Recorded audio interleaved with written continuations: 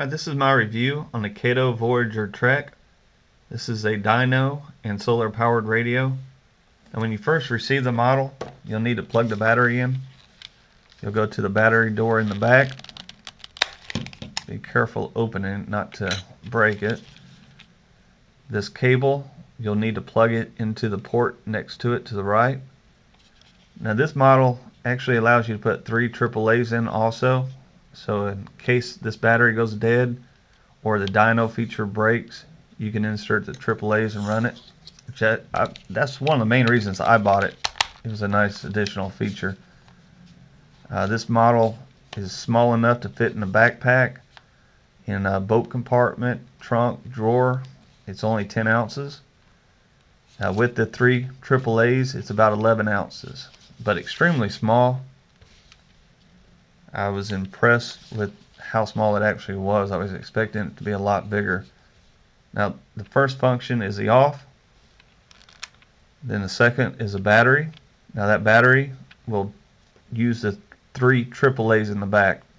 Then you have a dyno function. That dyno is going to operate the internal battery, which is going to be charged by solar power, by hand cranking, or the USB in port here in the front. I'll talk about here in a second. Let's turn on the radio. This is on FM. Now I live in Atlanta, Georgia. It picks up a lot of channels. Sometimes you gotta really tweak it to get it in really good.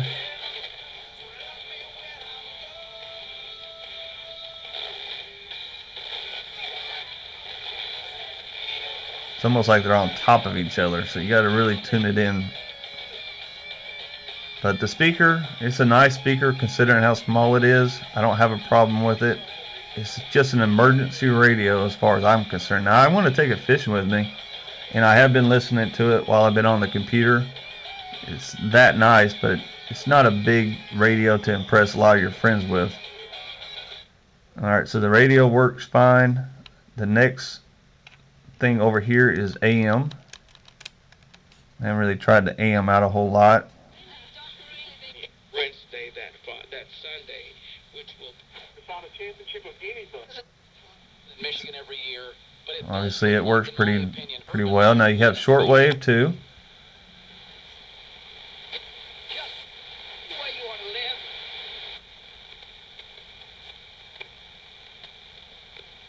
I don't know much about shortwave. And then the last feature here is the weather channel. Now here in Atlanta, it's going to be turned to the 7 position. It has 7 different channels. Hopefully it works in your area.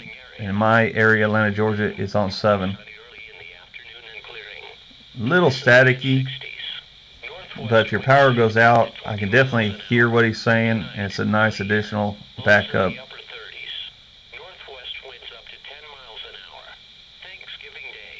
Alright, we'll turn that off. Okay, here on the front you have 5 LED lights. On the top is a button. It's a push button. You know, for an emergency light, it's acceptable. It'll definitely help you find your way around in an emergency.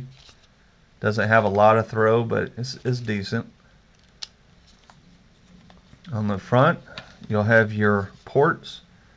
Now this model came with instructions, a warranty card to fill out, and also a pair of earbuds, which this is the headphone jack port right here. That's all it came with. I didn't have any charging cables. Now this is a USB out. This is where you'll charge your cell phone, iPods, or whatever you might have. Now I have a charger I bought from Walmart. It does AA's or AAA's. I'll insert that into the USB. You'll come to the front and turn the knob to dyno out. Now you'll notice the 2 green lights are not on. This will not charge just because you stick something in it. You have to crank it to charge. So you'll see the green lights come on as I crank it. You know, that's the only bad feature I found with it. It's not sucking the internal batteries, but you're charging it off the crank only. Now these AAAs, once they were dead in my flashlight, they were about a 1 volt. After 15 minutes of cranking, I was able to bring them up to full charge, which is like 1.3 volt. So 15 minutes isn't too bad. If you're out camping and you have to have these recharged, it's not too bad. Now once I did notice that not every crank is the same. I did 100 slow cranks and was only able to run this radio for 5 minutes. And then I did 100 cranks as fast as I could. Now I could only do that for a minute, but as fast as I could, 100 cranks, I got 15 minutes. So obviously the faster you go, the more electricity it's building up, and it will charge your components quicker. Now I also have another internal battery charger for my flashlights, and it does USB, and that's where I have a USB cable. So if you have CR123s or any other type of large volt battery, you can still charge them.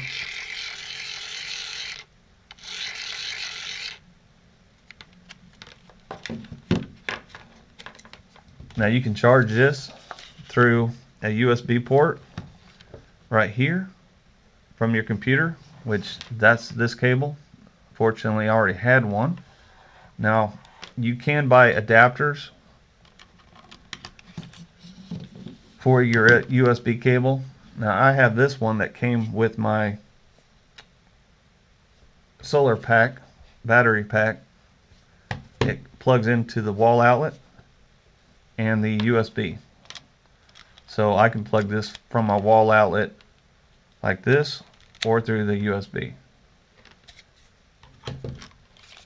So that's the ports. Alright, let's talk about the dyno cranking aspect of this. It is plastic. Everything's on it is plastic, just like you kind of expect today. It does feel, I guess, well built for the models today. It's not waterproof. However, you can access the battery panels, which is a nice feature. The ones that are water resistant, you might not have that feature. And this is just an extra backup in case you do break the arm or anything like that. It's got a smooth rotation to it. I like the way it feels. Now the antenna just goes straight up and extends out. It doesn't rotate or anything like that, but here in Atlanta I actually get better reception with it down for some reason. Now I am going to get a Velcro strap and just strap it around the unit to hold the antenna tight and the arm tight. Now as you crank it, you'll see a green light come on in the front that lets you know it is charging the battery. And also the solar panel feature has a red light. I'll use a flashlight, my 4.7s, and show you. As I flash it, you'll see a red light come on here, or green light, I'm sorry. That green light's letting you know that the solar panel is working,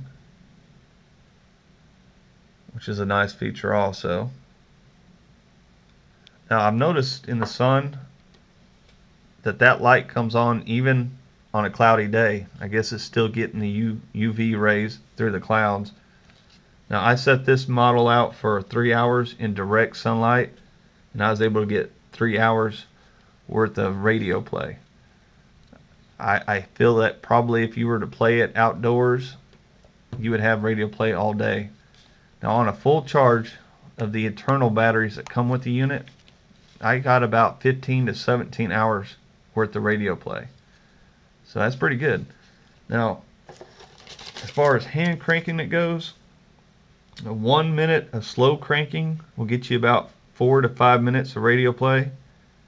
5 minutes of slow cranking got me 33 minutes of radio play.